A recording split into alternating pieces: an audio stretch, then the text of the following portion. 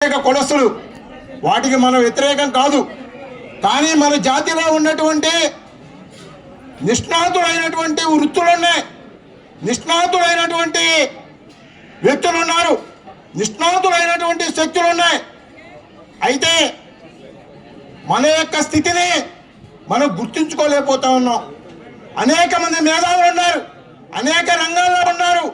ముఖ్యంగా ఆనాడు వైద్యం అంటే మంగళుది, మంగళుడే వైద్యం చేయాలి ఈ సమాజానికి. మనిషి పుట్టినా గిట్టినా నాయి బ్రాహ్మణులు లేనిదే మనిషి యొక్క మనుగడ లేనటువంటి జాతిలో పుట్టాం మనం. అలాంటిది మరి నాటు వైద్యంగా ఆయుర్వేద వైద్యంగా ఈ సమాజాన్ని చికిత్స చేసినటువంటి వాళ్ళం. అలాంటి ఈ రోజుల్లో కూడా ఆధునిక యుగంలో అనేక కార్పొరేటు హాస్పిటల్స్ వచ్చాయి. ఈరోజు కూడా నాయి బ్రాహ్మణుడు లేనటువంటి కార్పొరేట్ హాస్పిటల్ లేదు. ఒక కాంపౌండర్గా కానీ, ఒక అసిస్టెంట్ డాక్టర్గా కానీ, డాక్టర్గా కానీ, సర్జన్స్గా కానీ ఉన్నటువంటి చరిత్ర ఈ రోజు కూడా కొనసాగుతుంది. అయితే మన వాళ్ళని మనమే ఒప్పుకోలేనటువంటి స్థితిలో చాలామంది ఉన్నారు.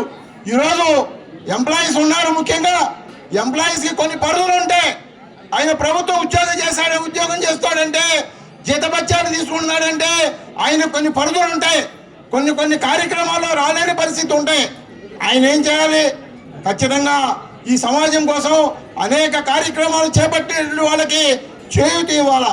ఈ రోజున నేను మేధావిని కదా అని నేను గర్వపడితే కుదరదు. ఇక్కడ నేను డబ్బులు ఉన్నాయి కదా నాకు అని నేను గర్వపడితే కుదరదు. ఇక్కడ నేను శ్రమ చేయగలను, నా దగ్గర ఓపిక ఉంది, నేను తిరగలను, ఉద్యమాలు చేయగలను అని నేను అనుకుంటే కుదరదు. ఇక్కడ ఎప్పుడైతే ఈ మూడు శక్తులు ఒకటవుతాయో అప్పుడే మనలో చైతన్యం వస్తుంది. అక్కడే మన హక్కుల్ని సాధించుకోగలుగుతాం. ఎవరికి వాళ్ళుగా ఉంటే ఏమీ సాధించలేము. ఈ రోజున అనేక మంది పెద్దలు వేదిక మీద ఉన్నటువంటి వాళ్ళందరూ కూడా నిష్ణాతులు, అనేక కోణాల్లో ఉన్నటువంటి నిష్ణాతులు. వాళ్ళు జాతి గురించి, జాతి ఔన్నత్యాన్ని గురించి, జాతి యొక్క అభివృద్ధి గురించి చెప్పాలని తపన పడ్డారు. కానీ ఇది వేదిక కాదు. ఖచ్చితంగా ఒక వేదిక పెట్టాలి. ఖచ్చితంగా అక్కడ శిక్షణా తరగతుల్లాగా ఒక అవగాహన సదస్సులు పెట్టుకోవాలా. వైద్య వృత్తికి సంబంధించి సపరేట్గా అవగాహన సదస్సులు జరగాలి. అలాగే హక్కుల కోసం సాధించడానికి అవగాహన సదస్సు జరగాలి. అలాగే ఉద్యోగులు మరింత ముందుకు వెళ్ళడానికి అవగాహన సదస్సులు జరగాలి. మనలో గతంలో పోల్చుకుంటే ఈరోజు మన పిల్లలు ఎంతో ఉన్నత స్థితిలో చదువుకుంటూ ఉన్నారు, ఉద్యోగాలు వస్తూ ఉన్నాయి. వాటిని అందరితో ఆకుండా ఖచ్చితంగా విద్యాపరంగా పిల్లల్ని ఏ విధంగా ముందుకు తీసుకెళ్ళాలి, ఏ విధంగా ఇంకా ఉన్నత స్థాయికి వెళ్ళాలో ఖచ్చితంగా సదస్సుల ద్వారా మనం వాళ్ళని అభివృద్ధి చేయడానికి, మన జాతి అభివృద్ధి చేయటం కోసం ఖచ్చితంగా సదస్సులు ఏర్పాటు చేసుకోవాల్సిన అవసరం ఉంది.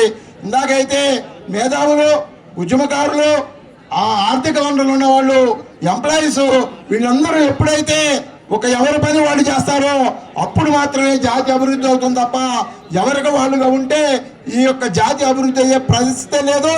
ఎవరికి వాళ్ళు ఎదగటమే తప్ప ఒకరినొకరు సహకారం అందించుకునేటువంటి స్థితిని మనం పెంపొందించుకోవాల్సిన అవసరం మన అందరి మీద ఉంది. చాలా మంది మాట్లాడాల్సినటువంటి వాళ్ళు ఉన్నారు.